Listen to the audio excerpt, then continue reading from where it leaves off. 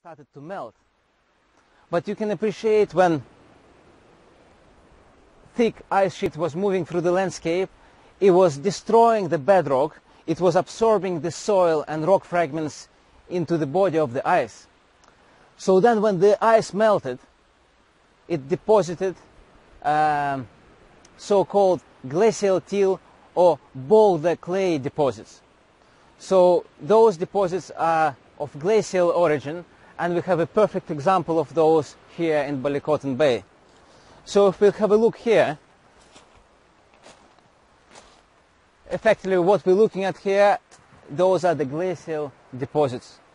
So it's very badly sorted deposit which contains a mixture of material of various particle sizes and origins, which represent the geology of the areas where the ice was moving through. So you can even find rock fragments here which came from Scotland or from the east coast of Ireland. And generally speaking, most rock fragments within the glacial till units, they're very angular and they're sharp.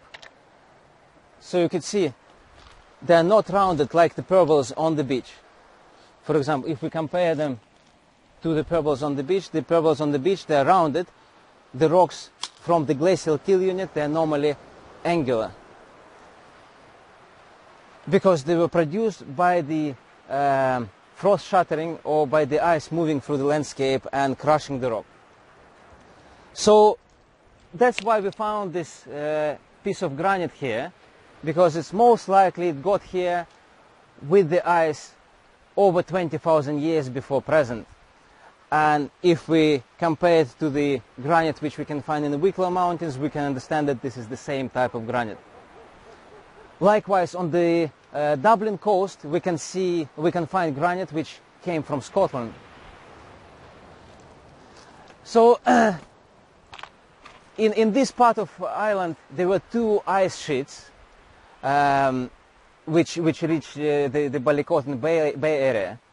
There was an Irish Sea ice sheet expanding from the east, and there was a more local ice sheet expanding from the west, from the Cork and Kerry mountains, and those resulted in deposition of different units of the glacial till. So as we said, most rock fragments within this glacial till unit, they're quite sharp and angular, so we can say with confidence that they're of glacial origin. But also we see quite an interesting feature here. We have a lens of pebbles, very similar to the ones you find on the riverbed or on the beach. So if the rocks are rounded, it means that they've been moved around by the water, by the running water, like the wave energy or the energy of the river. And in this instance, in these glacial till units which extend through the inner part of the bay, we can find a number of those lenses. And how did they get into this unit? So when the ice was melting, there was a lot of fresh water from the melting ice running through the landscape and reworking the glacial till units.